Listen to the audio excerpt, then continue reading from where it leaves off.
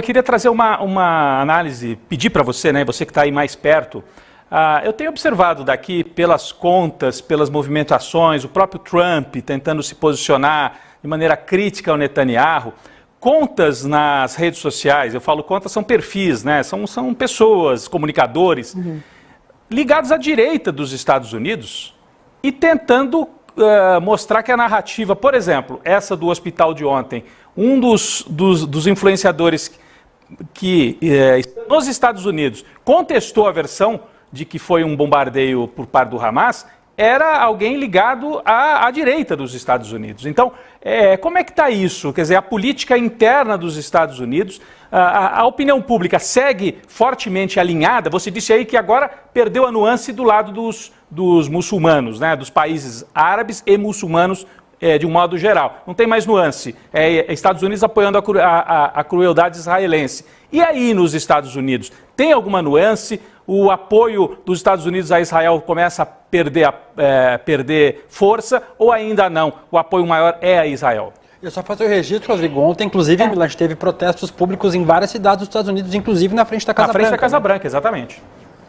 A gente continua tendo, né, William? Parece que não parou isso, assim, isso continua quase diariamente, há protestos aqui. Eu acho que a gente precisa de um especialista em mídias sociais, um psicólogo, um grupo grande para entender o momento e a opinião pública nesse momento. Por que eu estou falando isso? Primeiro, que existe aí muito claramente um comportamento, eu acho, atual nas pessoas, e acho que isso tem a ver com as mídias sociais, com a maneira que a gente consome as notícias, com a expansão das fake news e tudo, que é aquele comportamento da pessoa que vai ver um filme no cinema e fica esperando a crítica para poder saber o que achou, sabe? Ah, você gostou do filme? Eu não sei o que eu achei. Deixa eu ler a crítica para ver que lado que eu devo apoiar. Ah, mataram alguém, mas espera aí, será que isso é ruim ou bom?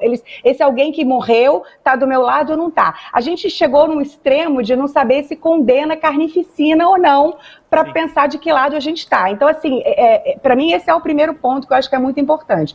O segundo ponto é que o ataque do Hamas, de fato, provocou um trauma em muitos israelenses, na comunidade judaica aqui nos Estados Unidos, que eu ouvi pessoas extremamente progressistas que sequer frequentavam a sinagoga, sequer tinham relação com a religião, falando, eu quero ver Gaza virar flat, eu quero ver Gaza virar um terreno baldio, em resumo. Então, isso despertou uma raiva muito grande.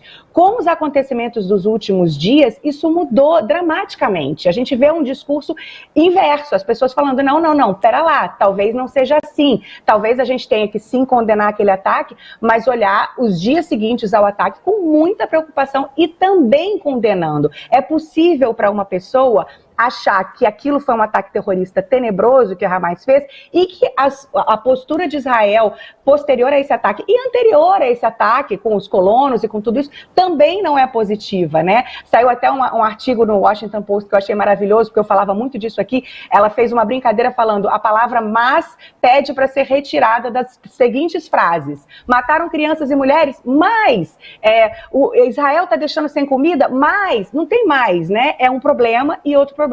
Então, Rodrigo, o que a imprensa americana está dizendo hoje é que a gente vive um momento volátil. Eu achei essa palavra muito adequada. É um momento em que é muito difícil a gente apontar de que lado as pessoas estão. E, ao mesmo tempo, dos dois lados, os extremos dos dois lados, pedem posições muito enfáticas. Então, isso está tornando a gente está assistindo a uma situação em que quem está ganhando são os extremos. E o pensamento razoável, complexo, de tentar entender a dificuldade de navegar uma situação dessa, está ficando para trás. E, obviamente, isso respinga também na política. O Biden vai lá, faz um discurso condenando, no dia seguinte explodem um hospital e matam 500 pessoas, e a gente vê essas cenas horrorosas. Então, como é que fica o presidente nessa postura? Ele tem que condenar esse ataque também, não importa de que lado ele veio, sabe? Então, eu acho que é muito difícil, eu estou falando isso com vocês hoje, amanhã a onda da opinião pública já pode ter virado aqui, as pessoas estão completamente apavoradas, perdidas e apavoradas. E eu acho que isso também aponta para uma situação complicada em relação à visita do Blinken, que eu estava falando.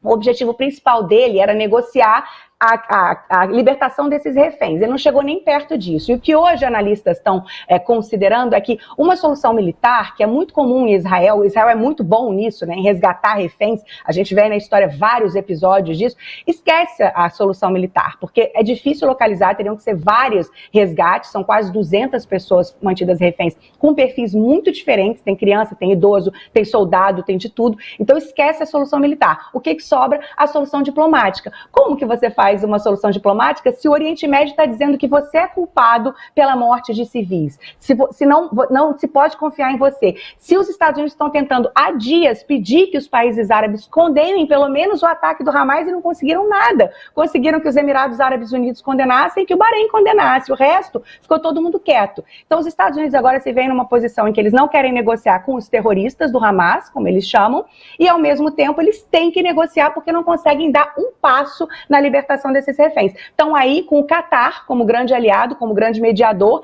já que o Catar fala com o Hamas e fala com os Estados Unidos. Agora, se isso vai dar em alguma coisa, é impossível dizer. A situação só piora. Minuto a minuto, nesse momento, a situação diplomática dos Estados Unidos e a capacidade de negociação vão ficando cada vez mais distantes.